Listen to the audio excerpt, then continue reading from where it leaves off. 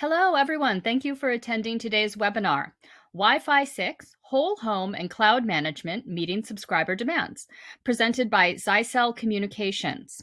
I'm Rebecca Cushmiter, and I'll be moderating this webinar. Our speakers today are Patrick Moreno, the Western Regional Sales Account Manager at Zyxel, and Andrew Cuellar, Product Marketing Manager at Zyxel. You can read their full bios on the left-hand side of your window by selecting the Speakers tab. Now, just a few technical notes before we begin. If you'd like to download the whole slide deck, please click on the Handouts tab button on the left side of your screen. The webcast is being streamed through your computer, so there's no dial-in number. For the best audio quality, please make sure your volume is turned up.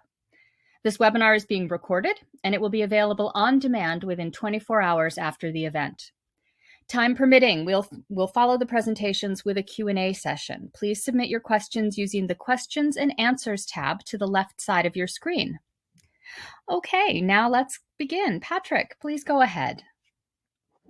Thank you, Rebecca, for that introduction, and thanks everyone for taking the time and interest to join this session in this webinar on the Wi-Fi topic.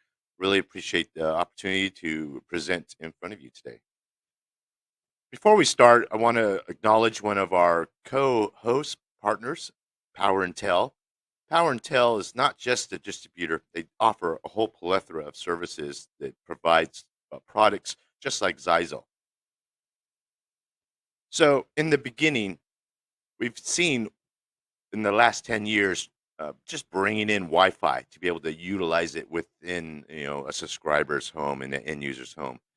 And it's really kind of changed now because we've seen the advent of this mesh technology that really allows us to kind of really roam around the home and not have those annoying disconnections that we've seen in the past. It's always been sort of a segmented network where we've added a gateway with Wi-Fi and then these satellite type of extending devices or APs, but they never really been joined together. And now with the advent of mesh, it allows us to have a cohesive network where you can go from point to point and not have that disassociation, that disconnection from one device to another, and have a seamless transition going from one point to another. The evolution of that home router and the Wi-Fi in the early 2000s, it was a readily available device. We've had maybe 2 to 3 Wi-Fi devices in our home, and it was readily available Wi-Fi router with the ability to connect those devices. In the mid 2000s, we've broken the speed barrier and we're able to go beyond 1 gigabit in the Wi-Fi space in a consumer type of product within our homes. And now we've made the advent of bringing in the intelligence and having the smarts behind the gateway to be able to manage the whole network. With that, we bring in the ability of self-awareness, intelligence being inside the device itself. This is done with the brain trust we call the self-organizing network. It's composed of 3 separate components that allow us to manage that whole network and provide that mesh environment that we're looking for. All the data that's coming in from your endpoint devices, that's the wireless router, the extenders, and even the client devices that are connecting, all feed into this and help propel the wireless network and provide that mesh environment. It gives you the ability to configure the network itself. It helps optimize it for the best connection in the home, as well as when there's issues, and it kind of moves and adjusts itself fluidly to be able to accommodate those wireless connections. With the single SSID, it's really kind of changed our environment. The wireless bands are still physically there. If you could see them, which we can do with software, the 2.4 and 5 gig are still there. However, they've been combined virtually together to make it easier to onboard those wireless clients. So no longer do you need to search for a 2.4 this or a 5 gig that. It's just one and done, and you're ready to go. That allows the gateway to take advantage of techniques like load balancing, especially during high traffic times within the home in peak periods. Once you select that single SSID, it doesn't really matter if it's a 2.4 or 5 gig. It just says we select that one wireless network in your home, and then the gateway in the wireless network takes over and acts like the traffic cop and determines the best network to connect to. Depending on your proximity and all the other calculations and devices within the home, it determines where's the best place for you to go to. And if you roam around, you may be on 2.4 on the router, and the next minute you could be on the 5 gig in the extender just by walking around your home. No intervention is needed. So that's the nice thing about it, is that you can roam from point to point and not have that drop or that disassociation from one wireless device to another. It's all seamless behind the scenes. All you do is, as the subscriber, the end user, is just enjoy the wireless environment. So that question does come up quite a bit, is, well, I already have a router. Can I take advantage of some of this mesh technology? And yeah, definitely home routers really do have a lot of features built into them. However, since they are a little bit legacy or older generation, they may not have all the features that are quite available in modern products that we see today. Some of those processes might be a manual thing that you have to actually go in and configure itself, where we've seen in some of these earlier slides that it's all kind of automatic and nothing that really you need to do. So the routers do offer a lot of basic connections. They connect you to the internet and they share it with your devices within your home. But to really take advantage of that, there's doesn't really have that customer facing app that we kind of custom to use when we want to manage our product or enhance our environment. So when you make a selection on using a product, and if it doesn't have the updates or the availability to the hardware to move to that, it might leave you sitting in the past. Don't get me wrong. So most routers will have some sort of remote capabilities built into it, so you can actually set it up, but it's always a 1-to-1 ratio, and it's not really conducive for a provider to offer broadband services to serve their subscribers. Going to each individual end subscriber may take a long time, but having the ability to do batches of deployed products in a serving area makes a lot of sense. And utilizing technologies like TR69 really have that benefit. So having products that do have that support built into it really is advantageous for your network connections and managing your subscribers. So when it comes to connecting to the cloud that we're used to, we hear this term all the time. Yeah, the routers are connected to the internet. They bring it in, right? And they share it. However, they're not managed and connected in the back sense that we would imagine this mesh network to do. And that's what really kind of changes the way we look at supporting our subscribers. So having an older router that may not have that ability to connect to the cloud can make a kind of a difference when you compare it to a newer modern gateway that's available. So now I'm going to go ahead and transition this over to Andrew, and Andrew's going to talk about the Wi-Fi and managing the subscribers environment. All right, thank you, Patrick. So we'll get started here. Now, there are several key items that would generate subscriber calls, requests, from simple password updates to add a new device, creating guest networks, and even setting up internet access rules. Implementing an ACS management a remote management solution will help address all of these issues that may arise. We're able to monitor the connected Wi-Fi clients, to provide advanced troubleshooting, perform upgrades as needed, routine maintenance, and ultimately save costs, minimizing truck rolls.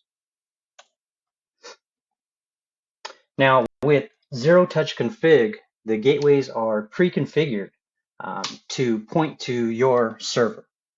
So once they're deployed, they'll check in automatically, so any configuration changes can be made remotely from the central office.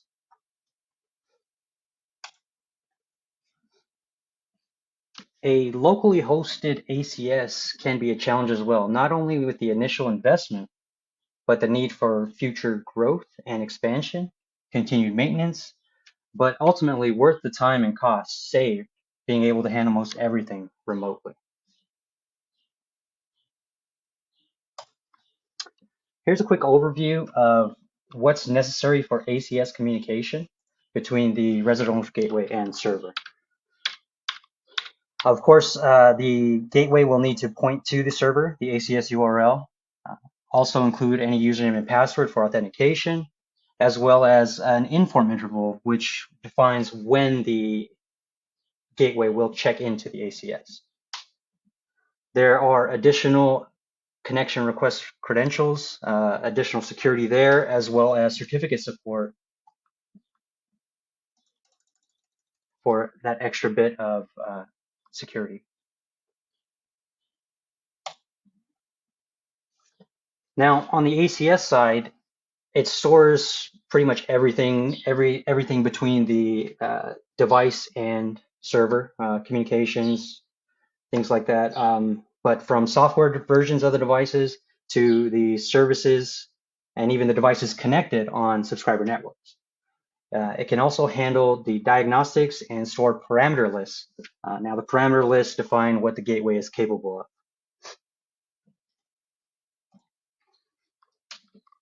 All right. Next up, here's a sample flow between the CPE and ACS. Now, there's an initial authentication between the two, the SSL handshake, to ensure all that authentication is handled properly. And then there's a lot of back and forth, HTTPS responses and posts. The post is the CPE acknowledging either the request for information or configuration action requested from the ACS. Of course, it's up to the CPE to perform that first initial connection to the ACS, but that's also two-way communication, and everything goes back and forth until the session is closed and everything has been processed. Now, with an extender or an AP deployed behind the gateway, the ACS isn't able to communicate due to NAT.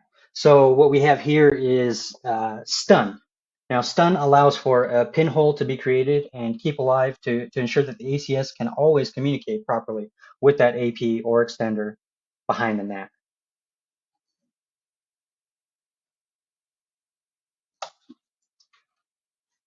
All right, and here we have a polling survey.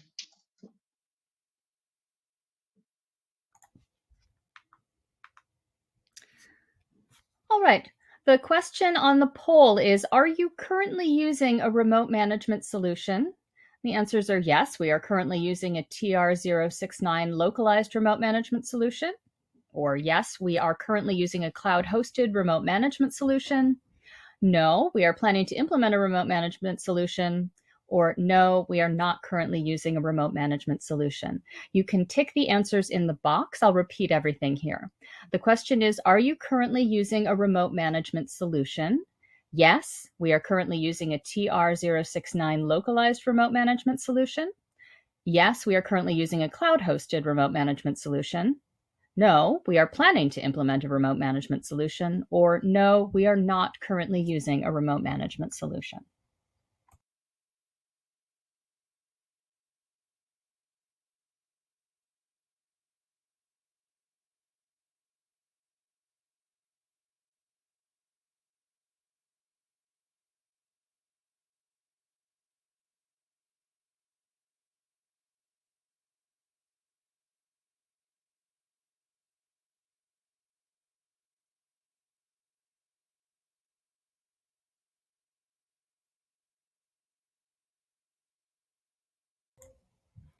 And I see answers are coming in on the poll about whether or not we are using, attendees are using remote management solutions. It looks like there's a fairly even distribution of what different solutions people are using or what they plan to be using in the future. Excellent. That's great. So looks like a lot of people have come to the right place to learn about remote management, TR69, and in the cloud. Great. Okay. let's go ahead and move forward.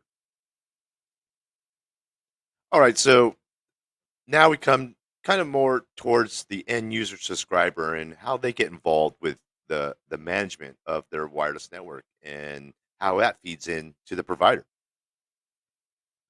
So most of us, like we make base our decisions these days on products that have a mobile app. You know, whether it's an IoT device, if it's something simple as watering your lawn, and why not have something that manages your wireless experience? And that's what the providers are looking to offer and help supplement their support by having an app that can be able to determine what's going on, feedback into their system, and give them real time updates as well as what the subscriber's doing. So having a layout that's pretty simple to see, all your connected devices, if there's a need for a guest network, what device you're connecting to, all that pertinent information should be available at your fingertips on the main dashboard. Also, a signal indicator that shows your signal strength. Obviously, if you're not getting a signal, you're going to know that. But looking into the app and visualizing that, just like we do on our phones when we have a mobile signal, you want to see that you're connecting to the network. Same thing with the Wi-Fi, and the indicators will give you the green is good, amber maybe not so good. But then when if it's red or not connected, you'll know right away, and you'll figure out, oh, I got to do something. So getting that subscriber, that end user involved, there's opportunities there from the provider with partners that provide the remote management capabilities to be able to offload some of that support and not have to just pick up the phone right away and call in. Even though in North America we are a service oriented country, we like to have service, but sometimes there's a lot of people who do like to want to take care of their issues on their own, and helps with the provider be able to give them the tools to be able to do that. So a self-help decision tree helps kind of put that in process, gives you the basics of the type of issue that you're looking at. If it's something related with the Wi-Fi, you can't connect, devices seems to be connected but not really to the internet, kind of guides you through and gives you steps what to do, how to perform them before you really pick up the phone and then call the provider and say, hey, it's not working, or I bought this new device. What can I do? So with that, then we kind of transition from the traditional remote management capabilities of a TR69 auto configuration server into more of what we consider a cloud. We've used cloud for many years, right? All these different services. Why not for remote management with our wireless devices? So the cloud has really changed the way we've done things and brought that mesh environment and allow broadband providers to be able to offer premium services, support services that allow them to manage their subscribers. Still based on traditional TR69 components, however, added some extra features to enhance the environment and really make it a robust connection and overall experience for the subscriber when they're online. Still has the same architecture. It's just hosted in a different location. It's not hosted in your central office. This is now placed somewhere in a central area, somewhere in the world, in the cloud, and provides the same capabilities. It allows you to see what's going on in your subscriber's environment. Again, multiple subscribers, not just one or two. You're talking 10,000, or I mean, up to 100,000 subscribers at a certain instance with your cloud-based network. How this all works, it brings it together. The cloud instance has the ability with multiple layers and multiple components to be able to do that. Really looks at the telemetry, all the data that we talked about coming in and out from all those wireless devices. It allows you to have control and assign specific access or rights to devices. They allow them to connect, not connect, go to certain sites, and allows you to network all those devices together into one cohesive network for that subscriber. And imagine you're doing this for just one subscriber, but it's happening over hundreds of different subscribers. in your serving network.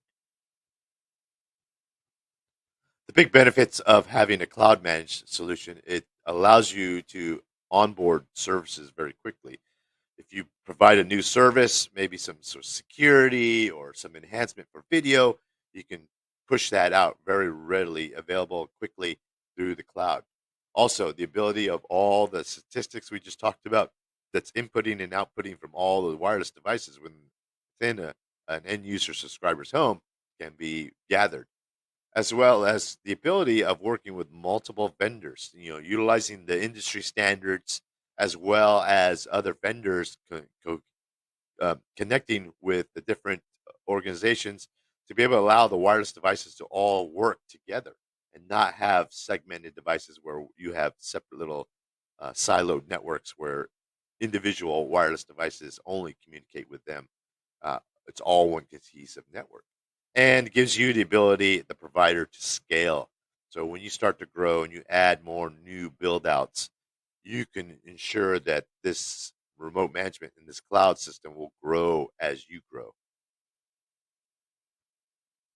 All that's done with embedding software into the devices itself, working with different partners, the cloud and the ACS vendors, as well as the hardware manufacturers, to ensure that these products will work in those environments. So that way, when you source a product and deploy it with your subscriber, it's going to communicate with that cloud instance and really will provide the services that you're offering. All that is done in the cloud. Again, all the services. So the services that we utilize, like time management, access control, speed test, security, they're not residing on the gateway. The gateway is just a touch point. It's all in the cloud and it's all linked together, like that we saw earlier with the chains. It connects those devices. So that way, the gateway will run at very fast, optimal speed and not have to worry about overhead and slowing down the performance because all that services are in the cloud that where it resides, and it just uses the gateway as a touch point for the subscriber. They're using their mobile app, so no performance hits on the gateway device within the subscriber's home network. Oops. Now I'm going to pass this to Andrew to give you a little bit more detail into supporting the subscriber through the cloud with a cloud managed solution. Okay, so here we see an example of from the cloud of a kind of a bird's eye view or even a blueprint of a subscriber network. It shows how everything is connected, whether it's on the 2.4 or 5G, and even if the clients are connected, associated to an extender or the gateway itself. Now, we can go even further and see a complete client list. And here we can also sort them as needed, check for various items, including throughput, signal strength, and kind of like an individual check on each client device. Now we can go even further on a per device basis to see the individual overview of each client device. We can get a history of their performance, the traffic they're generating, what type of traffic it is. There's numerous things you can look at when you dig even further. Now, with all of this data being collected and compiled, it can be used for an overall health check of the network to determine any problems, anything that might be an issue, to work proactively to try and resolve these issues before they're reported. So even something as simple as a channel change to avoid new interference in the area can be performed and identified here. All right. Again, with all of the data, we can again combine it all again and to get a glimpse of your entire subscriber network. Now here we can further analyze traffic and identify any threats, any issues that could be occurring on your network globally.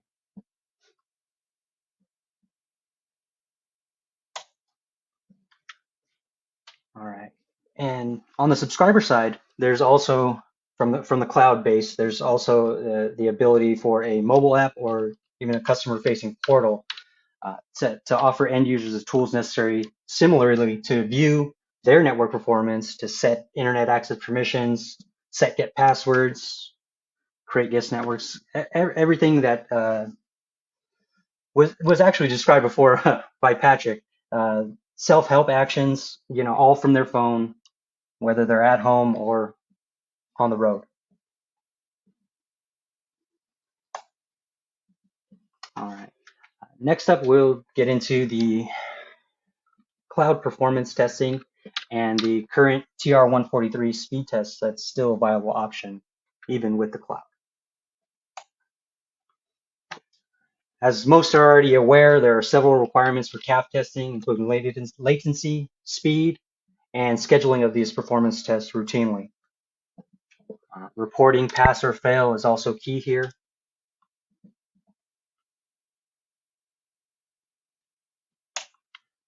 Now, as I mentioned, speed and latency are key factors for the testing, and speeds must achieve 80% of their speed tier 80% of the time. So on a 100 meg circuit, you'd expect 80 megs routinely, at least. The other key here is that the tests must pass through an approved exchange point. Now, there are 16 of them spread across the country for depending where you're located.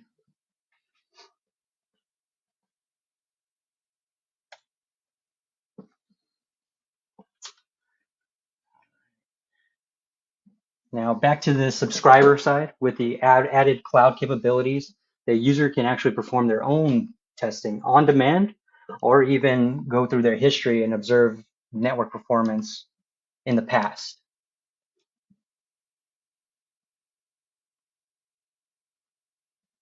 All right. And we have another poll here.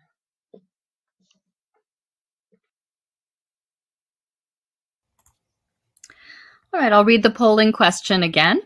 The question is your company participating in FCC funding? The answers are yes, we are participating in FCC funding programs. Yes, we are planning to start preparing for the FCC funding program.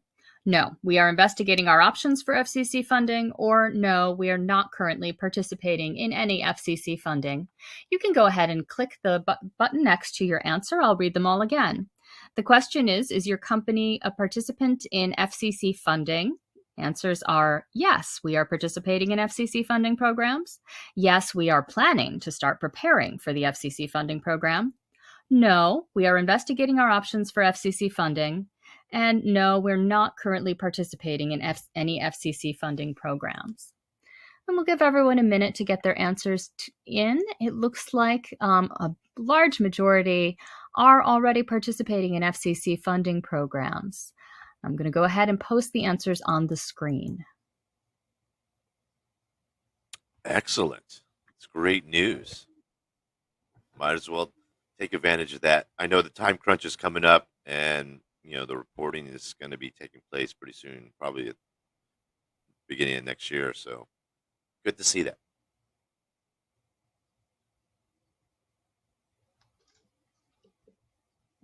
Definitely.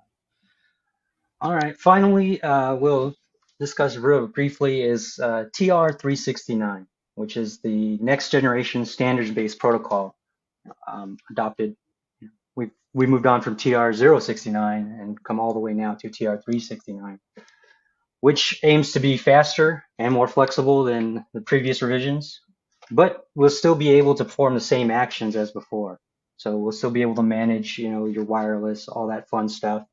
But TR-369 also brings about enhanced security, bulk statistics collection, which is very important for advanced analytics as well as additional monitoring.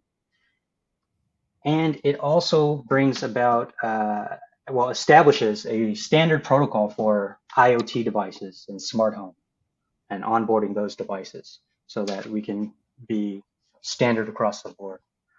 So this is the next generation coming, and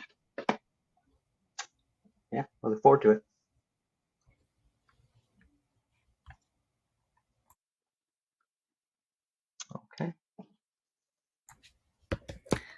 All right, well, that wraps up the presentation portion of our webinar. We'll move into the questions and answers. There is still time to submit your questions using the Q&A tab on the left of your screen. We have a lot of great questions already, and we'll try to get to as many as possible. Let's go ahead and get started. Our first question: what are the main benefits of local TR069 ACS and hosted cloud management solutions? So I'll go ahead and fill that one. Yeah. So the main benefits of having a cloud, very similar to what we see in TR69 as an ACS. However, you don't have to locally host this. So that means that you can offload some of your resources. And since it's in a central location, cloud based, we say, you don't have to have a dedicated IT staff in a central office to be able to manage that. You still have links. You still have your field installers. You still have your tech support and your CSRs engage with the customer. All that process is pretty much the same, except it's not something that you have to purchase, equipment, servers, and have a IT team maintain that for you. So it does offload a little bit of that overhead for your operations. So good question. Okay, our next question. Does a cloud-managed ACS follow the same standards as a broadband forum TR069 ACS? Andrew, what do you think? Yeah, I can take this one. Simple answer is no. Different protocols used, and more commonly, it's a mix of open source protocols that enable the CPE to communicate with the cloud management solution.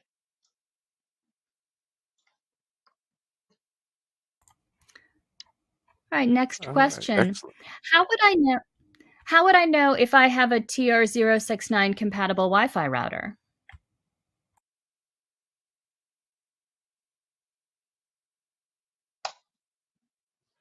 So go ahead. Go ahead, Andrew. No, you go ahead. Oh, all right. All right. All right. Well, I was just going to say, most residential gateways include a tiered access or a service provider only access where you'd be able to configure these settings. Most routers sold off the shelf, in store or online, do not include that type of capability. Go ahead, Patrick. No, that's good. Excellent. All right, our next question. Are there any limits on how many devices in the home can be remotely managed with an ACS or cloud system? Good question.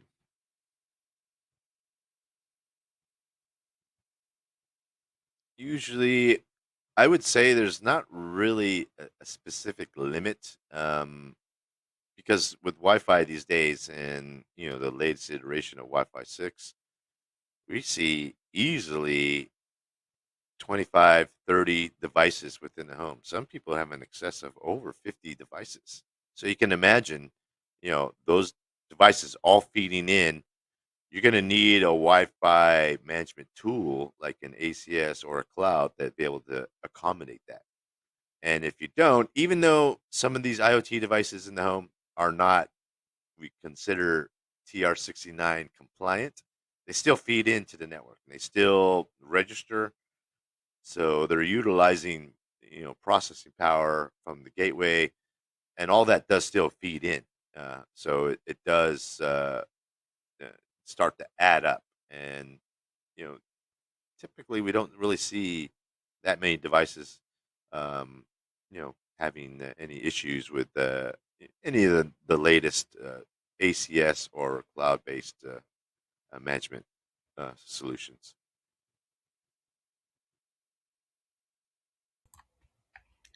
All right, moving along. Our next question is, we already have deployed Wi-Fi routers in the field. Can they be remotely managed?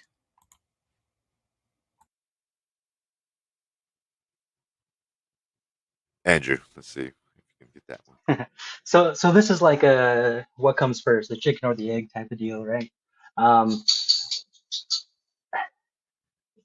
there are definitely ways to get this going, but for the most part, it's something that was discussed earlier with something like zero touch config, where the CPE is pre-populated with those details. It needs to be told where to go, basically. So if we don't have that already, we need to do some work to either point it in that direction. There are some other DHCP options we can explore that allow for that type of information to be uploaded to the CPE. Uh, so there, it's not going to be the easiest, but we could definitely get it done. Unfortunately, most of the time it would require, some sort of either on-site access or something along those lines.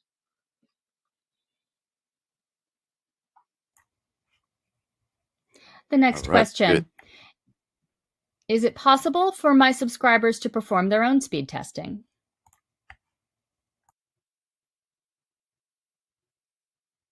Uh, sure, they certainly do.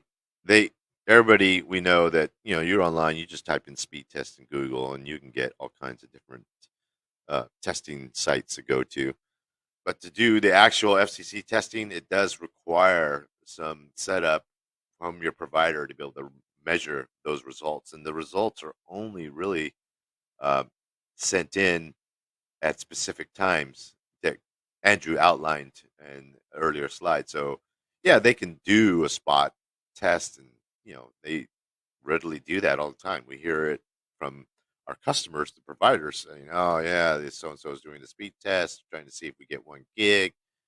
You know, that type of thing does happen quite a bit. But to do real the FCC format, it does require some setup and configuration at specific times when those are done, and then hit those specific sites that are registered for that service. So it is possible.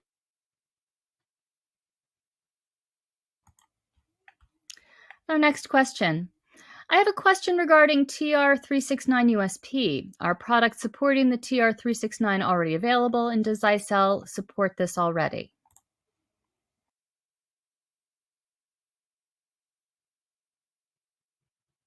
That's an excellent question. So we are definitely in development of a TR369, and we know this is the next iteration of the remote management capabilities. There are a few of the auto configuration vendors that do support this right now, and we do see that this is something that we definitely going to be working on in the future. Currently, our products are supporting the TR181 issue 2 right now at this point, but there is development process in place right now for TR369 going forward. Great question. Thank you. All right, another question.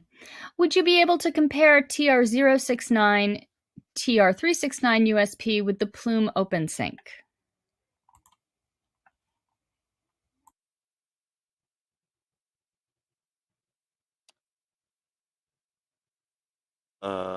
One more time. Sorry, I just missed that.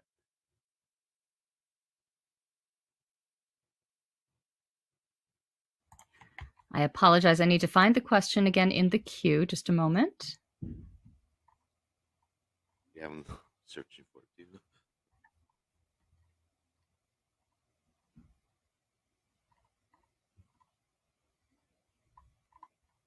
I am so sorry about this. I'm going to ask another question right now, and then Okay. we can return to that question after. This question, are you able to achieve 80% of a 1 gigabytes link for the CAF2 auction requirement within, I'm sorry, the question just went away. Oh, there it is. Oh, Within the yeah. CAF2 auction requirement with TR143 in your devices. I apologize for the hiccup there. Yeah, so we should be able to do that 80%. Depending on certain products, we have some that was pre CAF testing, so they had a different type of setup. But the newer products, our Wi-Fi 6 products, do have that support, so it shouldn't be a problem utilizing the TR143. All right, and returning to the Good question. previous question, would you be able to compare TR069 or TR369 USP with the Plume Open Sync? Okay, so yeah, it's similar but a lot different in its format, and it provides the ability to really change the way we manage devices. Here, we're under the assumption that with the TR369, anything that's compliant like that will be able to work together, but not in some cases it may not.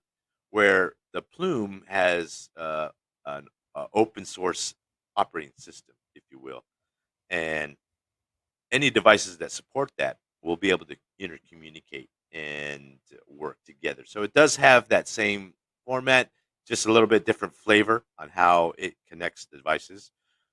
We've been using OpenSync with our Wi-Fi 6 products and intermixing with different vendors, and the results are working very well. You don't see any issues, and again, you have full visibility into the device. You can see the speed. You can run speed tests randomly when you need to. So it does have very similar accoutrements that you would see in a TR system for remote management capabilities. Great question. Next question, how many extenders could be in one mesh network? Usually, you would say no more than three. Any more than that, it's kind of overkill, if you will, because now you're just oversaturating, and you could be an unfriendly neighbor to other wireless devices in the area. Most of the time, most of the new gateways, they usually will output up to 1 watt of output power. So you may not even require as many extenders as you did in the past, where we would see, the standard gateway would have 100 milliwatt output power, maybe two, maybe four. But now we see we're allowed up to 1 watt of power, so it really has excellent performance. And in some cases, you have to power down the output power of the gateway, the router, to be able to accommodate the wireless network. So I would say no more than three. And that's why you see some extenders that are, maybe have two radios, two antennas, because they don't really have to produce as much output, and it allows to have, a nice setup. So I guess our industry's come together and said about three is probably about the norm that we see. So when you notice in the big box stores, you'll see when you buy a kit of mesh extenders, it's in the pairs of two or three. So good question. Next question, does Customer Portal allow for notifications from us if needed? Okay, so yeah, definitely. So you in a cloud-based network, you get notifications in when the subscriber's device comes on, or a certain device has been uh, has no connection. You get those notifications. You do get that in other auto configuration servers as well. They'll have notifications in the back end for the technical support or the CSRs if they're doing a quick instant check on the network. They can see instant notifications. Say, oh well, this one wireless client disconnected, or there's has a low output. They can see that as well. So yeah, it does have notification options built into it.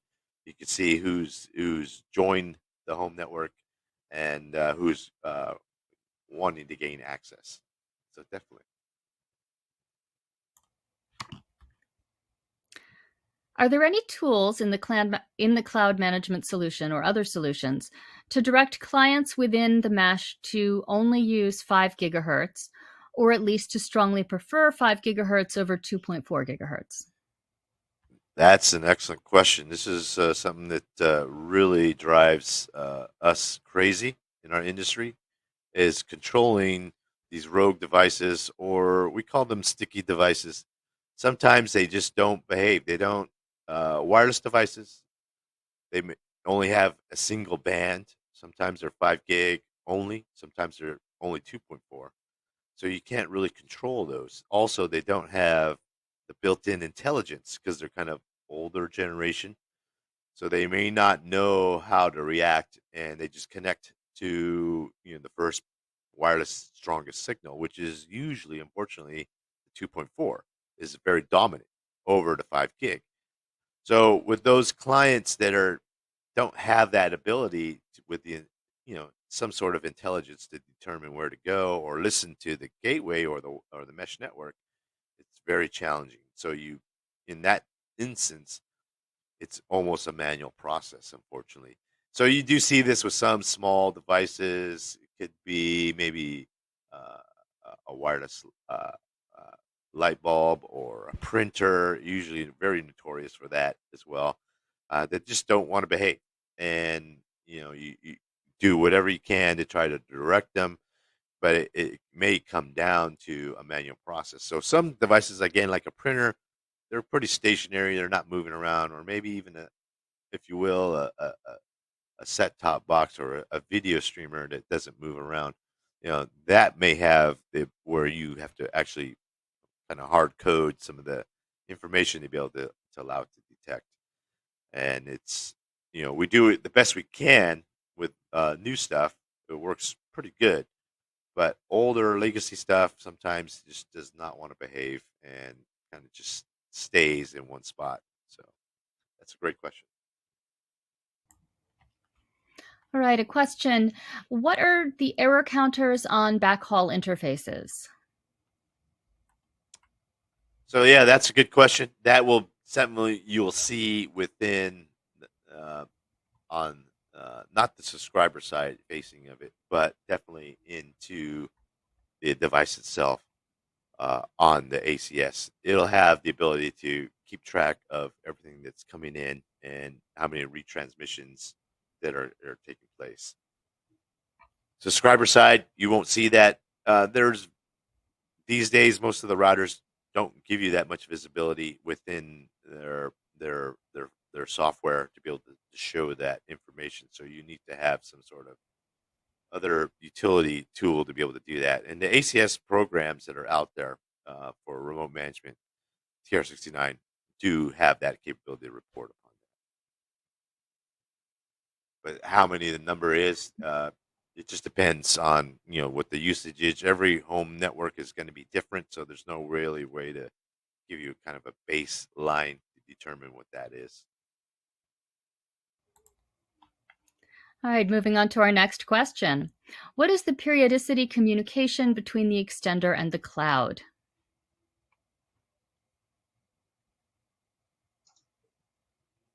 So So that can be there's set going to manually. Well, I was going to say, it's going to be set manually, the inform interval, and normally every 24 hours, the extender will check into the ACS, but that can be reconfigured to every 12 hours, 8 hours, whatever you need.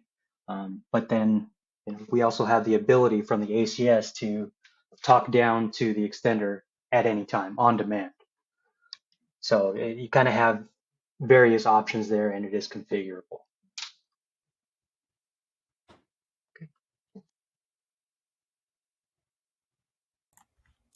The next question, does the solution support band stickiness?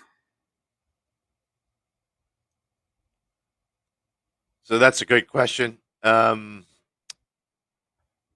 Technically, probably the only way to do that would be to either manually set that device to a specific band, like you manually type it in, or you would disable the mesh and have two traditional wireless bands on their own. So you'll have a 5 gig and a 2.4. The whole idea, obviously, is to have a single SSID. That makes it easier for subscribers because that's the basic person. They don't really want to dive into the wireless networking. They just want to use it. But to do that for like in the instance, we'll just say the wireless printer that doesn't want to behave. It's 2.4. Some of our customers they say, well, we're not using mesh, so we prefer traditional separate bands, and that way we can select them. So that can take place. Another option too is if you set up a guest network, you can set up specific instances. So each wireless band, the 5 gig 2.4, you can have additional 3 different wireless networks, and you can set one up specifically on a band to accommodate 2.4 devices or 5 gig devices, and it can be reserved off its own. You still retain the mesh, you still have one single SSID, but then when this guest network, you can have it on, we'll just say 5 gig, for instance, and name it, mm, you know, guest network 1 or whatever. So it is possible.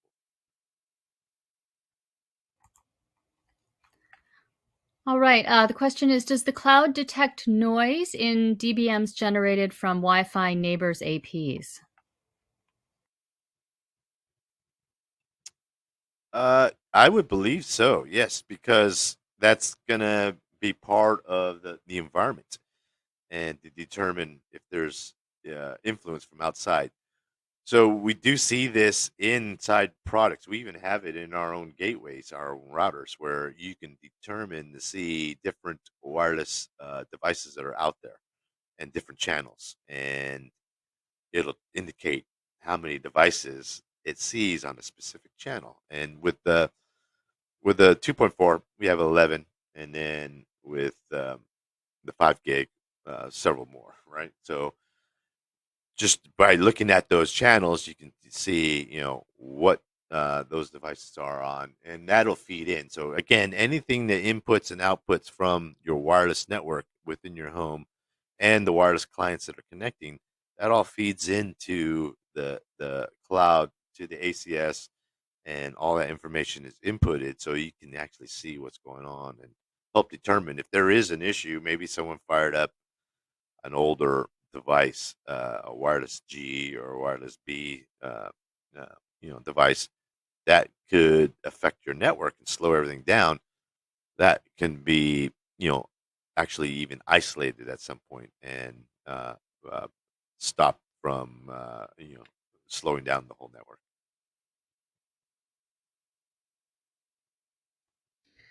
All right, well, this will be our last question. We've had a lot of great questions today. We couldn't get to them all, but we will try to get back to everyone who submitted them personally after the webinar.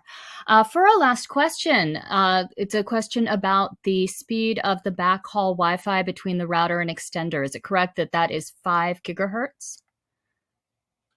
Yes, so it does utilize the 5 gigahertz. It's the fastest and the most clearest signal to utilize for a wireless backhaul. So you'll notice that when you have a dual band product, it'll utilize the 5 gig for the wireless backhaul.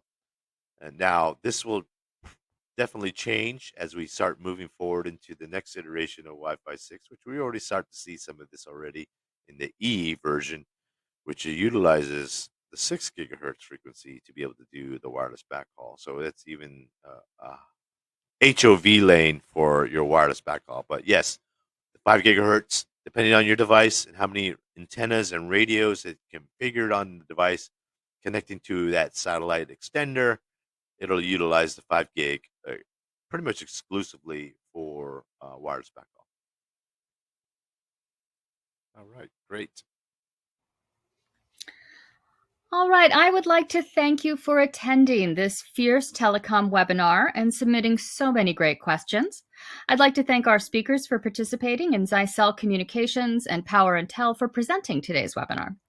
The webinar has been recorded. You'll be able to access this recording within 24 hours using the same audience link that was sent to you earlier. Thank you again for joining, and we look forward to seeing you at future events.